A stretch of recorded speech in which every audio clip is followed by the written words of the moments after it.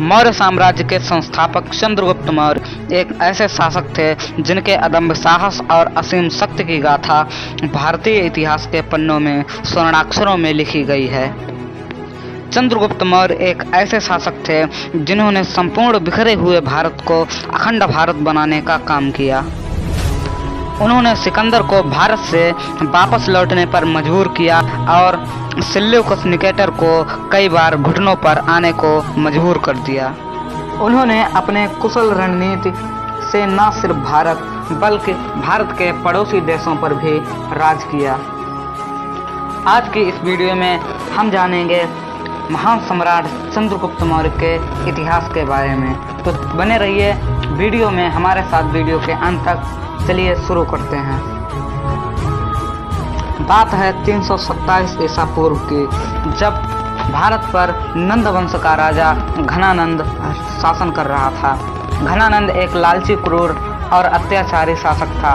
उसने जनता पर कई प्रकार के कर लगाए थे, यहाँ तक कि रोज उपयोग आने वाली चीज़ों पर भी उसने कर लगाए थे।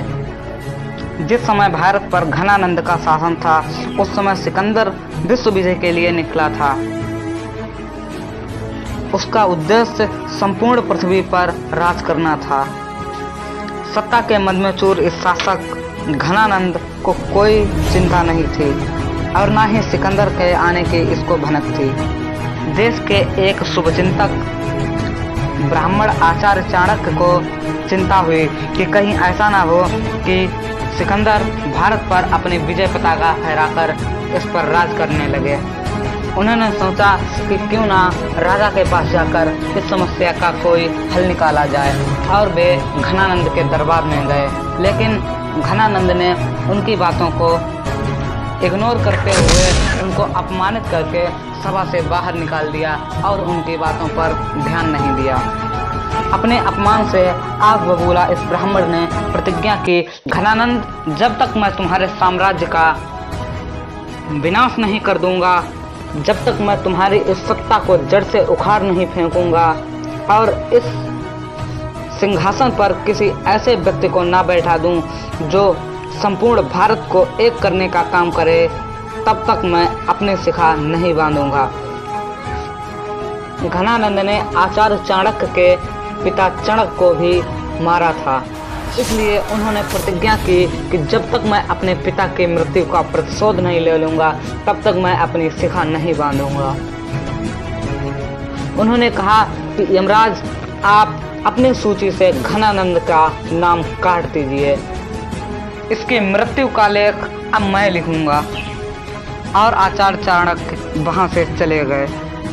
अब चाणक्य को खोज थी एक ऐसे बालक की जो उनका साथ दे सके और उनके इस अखंड भारत के स्वप्न को पूरा करने में सहायता दे सके।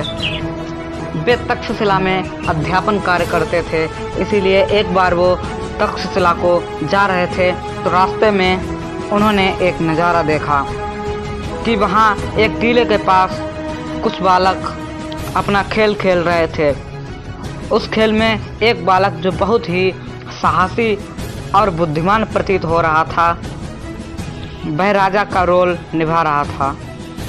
जो बच्चे उसके पास समस्याएं लेकर आते थे वह बड़ी ही सरलता से उन सब का समाधान करता था।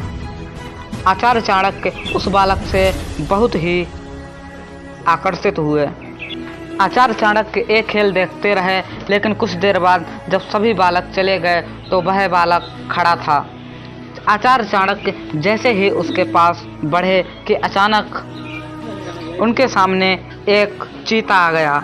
वह बालक आचार्य चाणक्य और चीते के बीच में दीवार बनकर खड़ा हो गया और उसने चीते को पराजित करके वहां से भगा दिया। बालक के इस कृत्य ने आचार्य चाणक्य को बहुत ही प्रभावित किया। अब उनको वह बालक मिल गया था जिसकी उनको तलाश थी। चंद्रगुप्त को लेकर आचार्य चाणक्य उसकी माँ के पास गए और उन्होंने चंद्रगुप्त को अपने साथ ले जाने के लिए कहा। पहले तो उसकी माँ ने मना किया, लेकिन थोड़ी देर बाद वह मान गईं और आचार्य चाणक्य चंद्रगुप्त को लेकर चल दिए। चंद्रगुप्त की शिक्षा दीक्षा तक्षशिला विद्यालय में पूर्ण हुई। आचार्य चाणक्य की देखरेख में चंद्रगुप्त ने शस्त्राभ्यास किया और एक बालक एक महान योद्धा के रूप में परिणत हो गया। चंद्रगुप्त के पिता का और आचार्य चाणक्य के पिता का दोनों का वध घनानंद ने किया था, इसलिए दोनों का लक्ष्य सिर्फ एक ही था, घनानंद का विनाश। अब चाणक्य ने चंद्रगुप्त को सेना तैयार करने के लिए कहा और उन्होंने कहा कि अपने गांव जाओ और कुछ सेना तैयार करके लाओ। तो चंद्रगुप्त अपने गांव जाकर किसानों और निम्न वर्ग के व्यक्तियों को इकट्ठा करके कुछ सेना तैयार की।